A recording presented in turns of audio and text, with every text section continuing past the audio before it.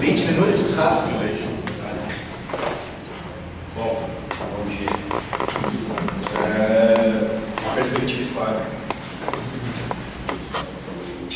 A água, a praça, um espaço público, quer dizer, a gente teve a democracia até mesmo naquele momento, por um breve momento. E para a gente pensar o quanto a democracia é frágil, historicamente. Não é um fenômeno brasileiro, não é um fenômeno atual desse momento que vivemos hoje. Ela é frágil talvez por sua própria essência. Mas pulemos. E aí um breve histórico nosso, tentando pensar aqui, mas por que trazer uma perspectiva histórica quando a gente quer falar de democratização e inovação? Porque são períodos, todos esses, de certa forma, em que Porto Alegre buscou inovar. Quer dizer, lá com a Comissão de Urbanismo, o plano de melhoramento de 2014 é um dos primeiros planos urbanos, não é um plano diretor, é um plano urbano do país. Em 1939, se cria o primeiro conselho do plano, algo efêmero. Ele é criado pelo Loureiro da Silva num período não democrático, no período do Estado Novo, para, digamos assim, de alguma forma legitimar, convida algumas entidades que ele decide quais, para de alguma maneira legitimar o plano do profissional que ele também convidou, que é o Gladosh, de um plano que nunca se efetivou. Existe o desenho, etc. e tal, mas ele nunca foi um plano assumido por Porto Alegre como tal. Já em 55, mesmo Loureiro, mas agora eleito democraticamente, período democrático entre o Estado Novo e a ditadura militar, o Loureiro cria, e aí sim por lei, ou seja, passa pela Câmara Municipal, a criação do Conselho do Plano Diretor. Primeiro, e aí de lá para cá, ele nunca deixou de existir. Vai passar pelo período da ditadura militar, existindo, com transformações que nós vamos ver, e vai acontecer o golpe em 64, em 71 uma alteração da lei do plano, em 79 o primeiro plano diretor, e assim nós vamos chegando até a atual, mas em 55, como a gente vai ver depois, esse conselho ele é criado para aí sim ele coordenar o processo de elaboração do primeiro plano de Porto Alegre, o primeiro plano de diretor. E aí, desculpa, não tem o A em 79, é o primeiro PDD1. E em 99, mas entre 79 e 99 nós temos toda a redemocratização marcada no plano local, pelo orçamento participativo em 88, pela lei orgânica em 90 e pelos congressos da cidade durante a segunda metade dos anos 90. E em 2013 a Conferência Municipal, primeira e última Conferência Municipal de Avaliação do Plano, que é um dispositivo previsto no próprio plano para acontecer a cada 4 anos. Quer dizer, nós temos aí 15 a 16 anos sem uma conferência.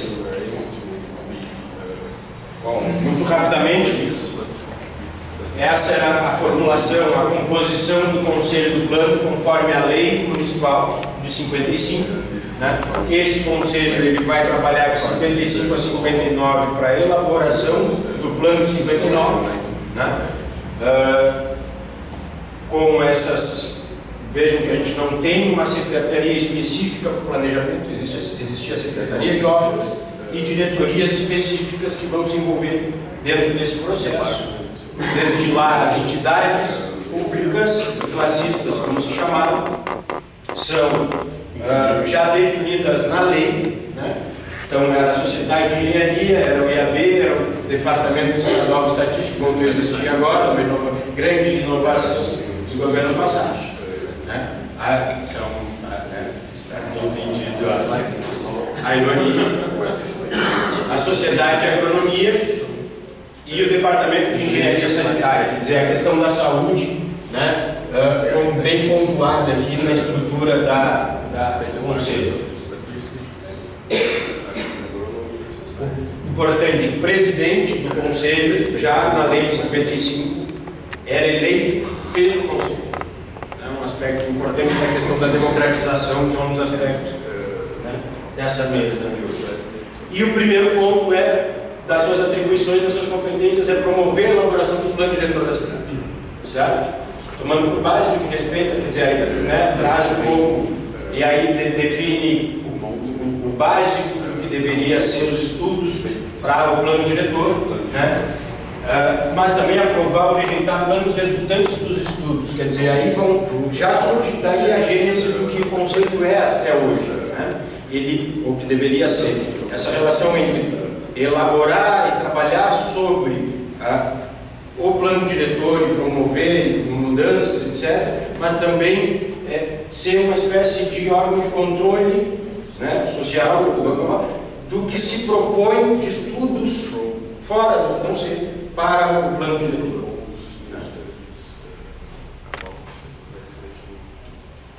Em 71, algumas mudanças do ponto de vista das entidades, por exemplo, entra a Ordem dos Advogados, continua sendo o presidente eleito entre os pares, tem lista tríplice, as entidades indicam por lista tríplice, o prefeito aceita ou não a lista, o primeiro da lista ou não. E aí já muda um pouco, quer dizer, tu já tem um plano, e aí começa a mudar um pouco a relação, quer dizer, ele vai aprovar os projetos e planos relacionados com o planejamento urbano, disciplina da aplicação, propondo medidas adequadas à atualização do plano. Já muda um pouco. Ainda não temos uma secretaria específica. Vou passar aqui. Então, veja, promover a elaboração, criação e atualização do plano diretor.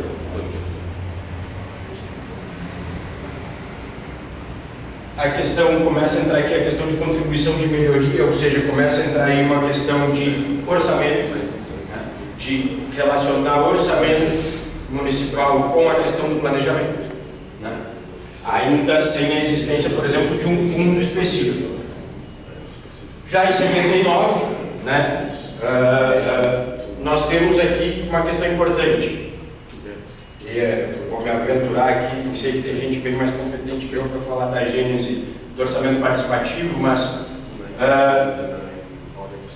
os movimentos, o que leva para alguns teóricos, alguns pesquisadores do API, o que leva a existir o API em Porto Alegre, não é em si uma iniciativa da administração popular.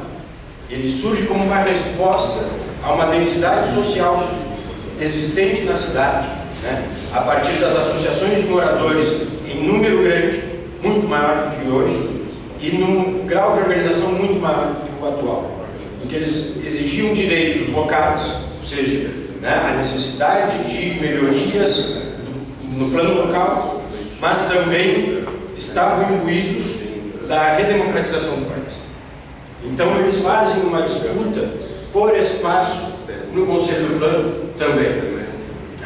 E essa primeira disputa em 79, quer dizer, então essa revisão da lei do Conselho em 79, ela se dá por uma lei complementar, por duas leis complementares. A lei do Plano de 79, que é desenvolvida pelo Conselho, mas já com uma Secretaria de Planejamento Municipal, com uma estrutura própria. Então o Conselho vai muito mais coordenar, de fato, o processo da criação do Plano de 79. E a gente pode dizer criação porque ele não é uma simples revisão do Plano de 59, ele é uma mudança radical do plano. Mas ele também tem elementos, logo depois a Lei Complementar 44, ou seja, a Lei Complementar do Plano é 43, e uma outra Lei 44 altera um aspecto único na composição do Conselho, que é a criação dos primeiros 4 representantes de entidades comunitárias. É a primeira vez que nós vamos ter entidades comunitárias colocadas dentro do Conselho. Antes nós tínhamos poder público e entidades de classistas ou entidades públicas de fora da administração municipal, como, por exemplo, o Departamento de Estatística, que era do Estado. Era ditadura. Ditadura. Mas a ditadura também prepara, na lei 40, daí na lei do plano, na lei complementar de 73, ela acaba com a eleição do presidente. O presidente vai ser o secretário. E isso, de lá para cá, nada mudou. O presidente é o secretário. E submete, então, aqui aí é uma série de, eu não vou entrar em detalhes, mas há uma disputa de como é que se dá a eleição desses 4 representantes das entidades comunitárias. Veja, das entidades comunitárias, ou seja, a gente está falando de associações de uma estrutura já existente no âmbito da sociedade civil. E aí ela é reconhecida dentro do plano. Vou passar aqui isso depois. Importante. Opinar sobre a programação de investimentos anual e plurianual do Programa Municipal de Investimento e Desenvolvimento Urbano de Porto Alegre. Dizer, muito claro. E aqui, mas nunca aconteceu. O Fundo de Desenvolvimento Urbano, ele é criado, se eu não me falha a memória, em 76, logo depois da SPM, que é 75. Né? E já em 79 se dá essa atribuição ao Conselho do Plano. E ele não vai cumprir esse papel desde que é colocado para ele esse papel. E aí nós chegamos em 99. O Congresso da Cidade, todo um processo começa em 1993, por parte da administração popular, para revisar aquele plano que, diga-se de passagem, era um plano que ninguém gostava. Se tinha um consenso em Porto Alegre, no período do ponto de vista do planejamento urbano, ninguém gostava daquele plano de 79. Nem mercado, nem sociedade, nem os técnicos, nem os estudantes de arquitetura, nem a faculdade de arquitetura. E aí começa um processo longo de debate para a formulação do plano de 99. Tem a criação, então, em 92, uma lei complementar regulamenta os conselhos municipais de uma forma geral, né? E altera também o artigo da lei orgânica.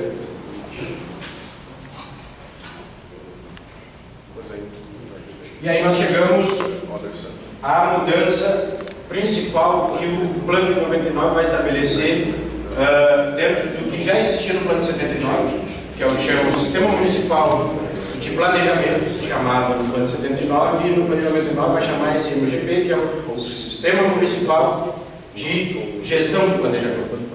Então ele traz essa ideia da gestão do planejamento.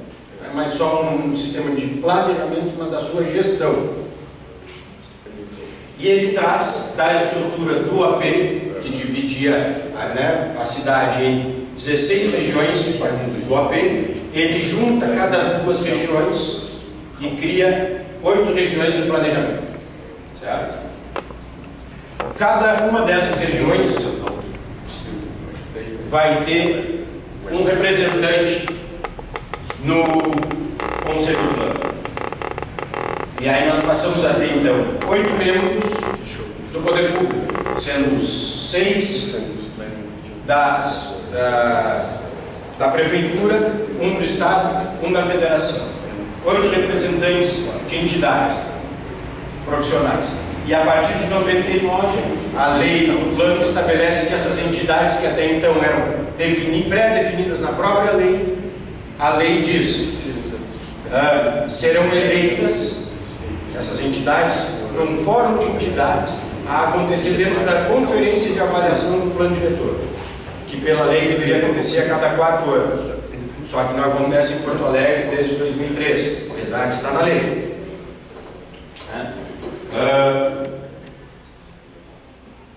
Além dos 8 das regiões, nós temos alguma representação do OP dentro da temática de ordem urbanística e habitação. Certo? Então nós passamos a ter 999. Tá? Essa é a organização a partir de 2003.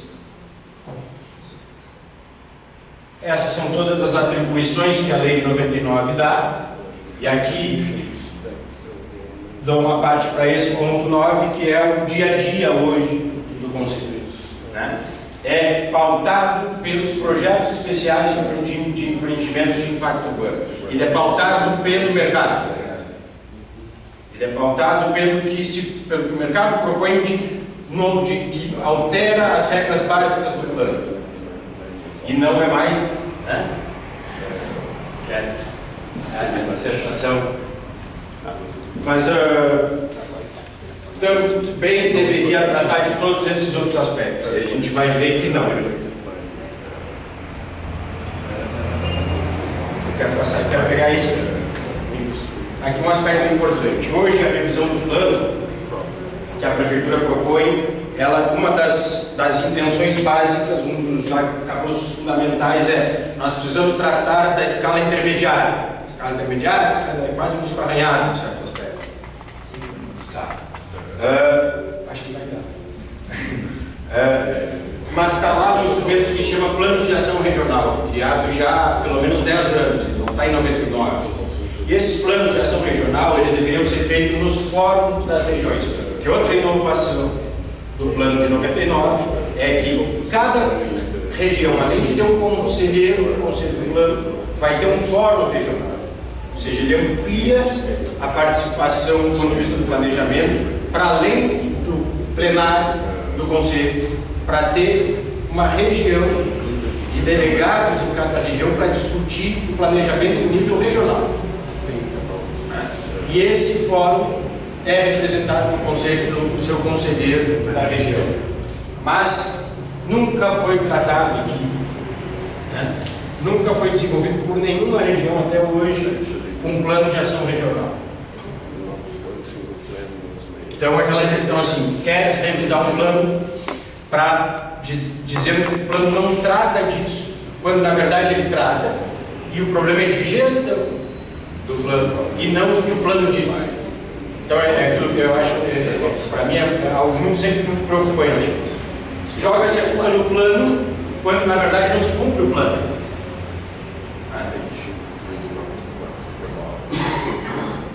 Eu vou passar mais aqui,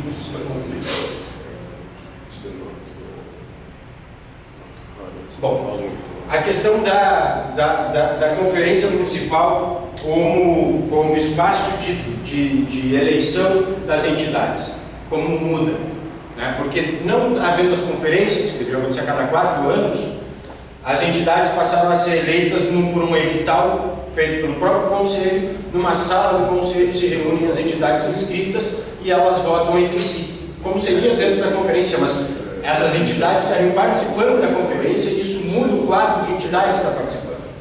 E é claro, isso, se a gente compara a nominata eleita dentro da conferência de 2003, das que foram eleitas sucessivamente, né? Não se altera muito esse quadro, né? Fora das conferências, onde a gente vai ver alguns atores que começam a ganhar nunca estiveram no processo, né? E começam a ganhar um espaço, disputar um espaço dentro do planejamento urbano, em especial os corretores de imóveis.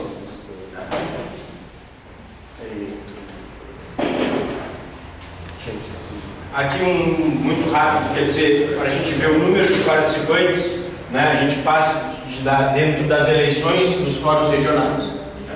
Os números de votantes, etc., em cada fórum.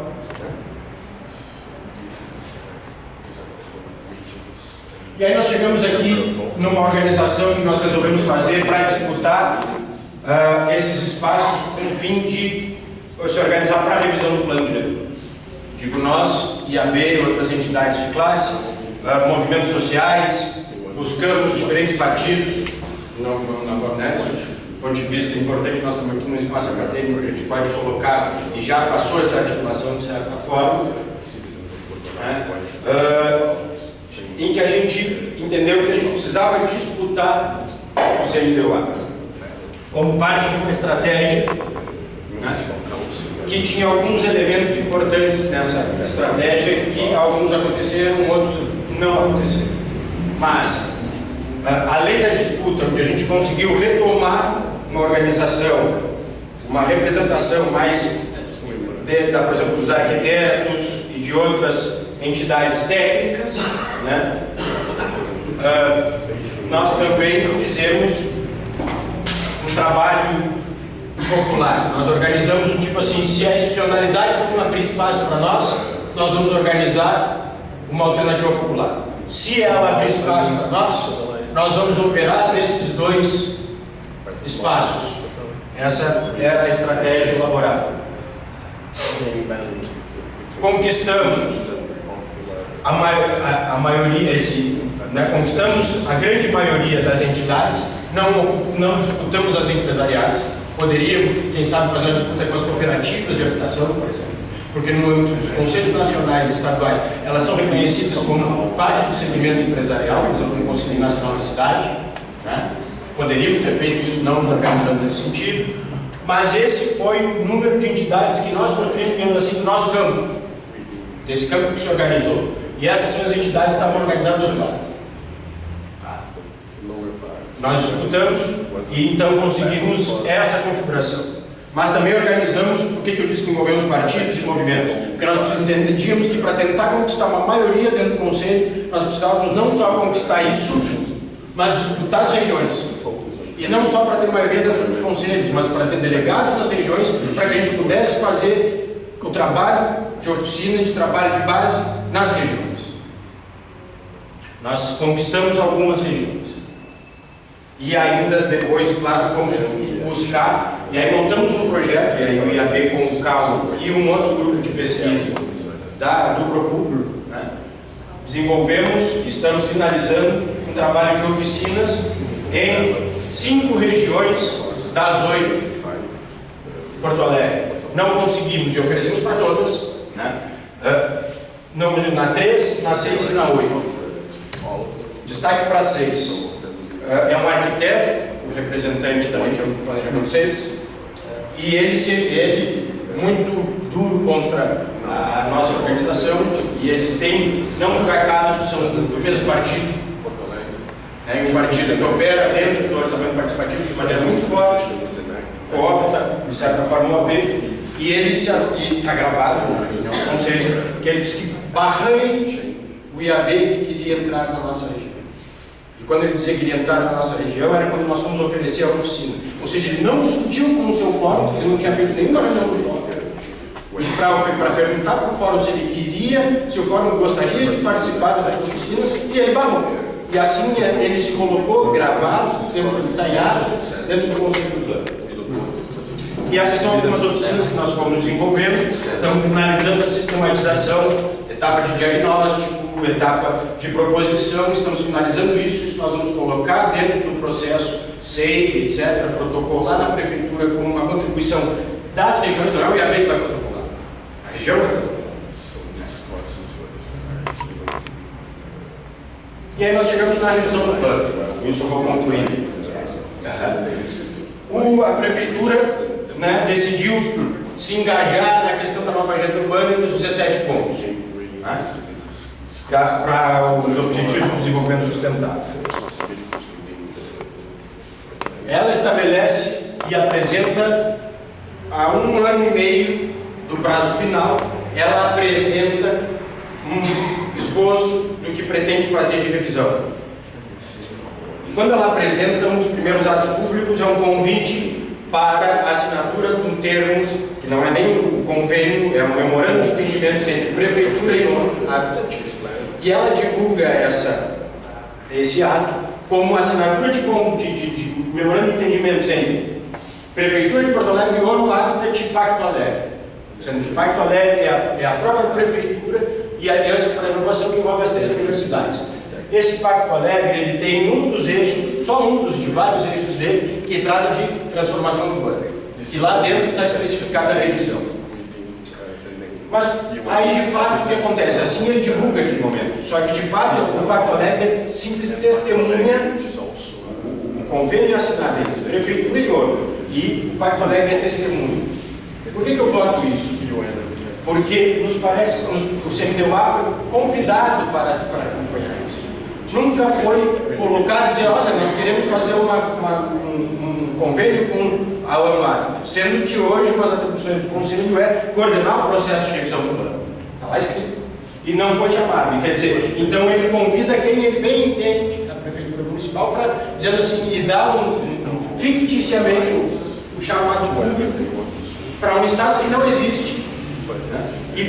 E aí eu faço já que estamos dentro do ambiente da universidade, de certa forma,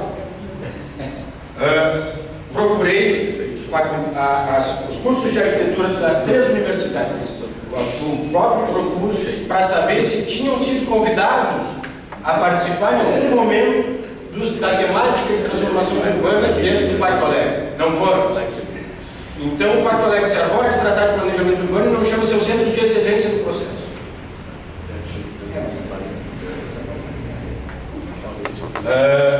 Então o desafio agora da revisão é ligar a questão das estratégias existentes dentro da estrutura do plano com os 17 novos. Terminando. Esse é um dos desafios. E aí uma provocação que nós fizemos numa reunião técnica é o seguinte: hoje nós temos diretrizes, temos objetivos, temos estratégias definidas no processo participativo amplo. Se pretende tratar de novas diretrizes baseadas nos 17, isso em si deve ser objeto de um debate público com a cidade, porque se está propondo um novo pacto para o planejamento urbano. Então, não é simplesmente uma revisão geral de aspectos específicos. Aqui mora uma revisão de princípios, de fundos. Meio difícil de entrar na cabeça. Algumas etapas do processo pretendido como se, e aí veja, você troca a palavra participativo, que é meio banida no dicionário, para se colocar a questão de colaboração. E aí dentro dessas etapas, ou desses momentos, que ainda não está claro como eles vão se articular entre si. Ou seja, não existe uma metodologia, existe um pensado, de certa forma interessante, momentos, né? Mas não existe uma metodologia que amarre esses momentos e diga e estabeleça hierarquia, por exemplo, entre eles, e como uma etapa por cada momento desse vai despejar, né, suas contribuições nas outras. Por fim, não é uma propaganda, mas é uma provocação do ponto de vista de uma inovação que é necessária. E aí por isso que eu trago a frase da Emília Maricato, né? É urgente combater o analfabetismo urbanístico. Se a gente pega a própria agenda da ONU para a questão da agenda urbana, ela fala em inovação com inclusão. Não haverá inclusão, não haverá inovação com inclusão, muito menos se houver analfabetismo urbanístico. Essa é a grande inclusão do ponto de vista que ele está discutindo aqui, da democratização, da participação. Essa é a grande preocupação que nós precisamos encarar desse ponto de vista dos processos democráticos. E aí nós temos que encarar como técnicos, né, de que forma a gente consegue alfabetizar as pessoas do ponto de vista urbanístico. Nós temos que revisar nosso próprio vocabulário, né, para um vocabulário mais simples. Mas nós temos que também levar a arquitetura, o urbanismo, todas as outras disciplinas que tratam do planejamento urbano para a rua. E botar a rua, a cidade, nós temos que estar na cidade, levando para a cidade e para os espaços da cidade esse debate. Por isso que esse congresso que nós estamos organizando hoje começa, não o congresso, mas a montagem disso aqui. Vai ter o seu grande espaço público, e aí eu concluo lá da Ágora, eu volto para a nossa praça do Congresso, né, o que a gente chama Feira da Arquitetura, né, o lugar da Feira do Livro. Como um espaço vai ter uma exposição de projetos de arquitetura, e aqui vão ter vários debates, inclusive a maioria deles são debates sobre urbanismo e ativismo urbano, etc. Ativismo urbano é uma palavra. Mas é isso, né? Quer dizer, esse aspecto fundamental da inclusão do ponto de vista do nosso papel enquanto técnicos, de levar para uma linguagem que a sociedade consiga participar, compreender e conversar. Obrigado, tá?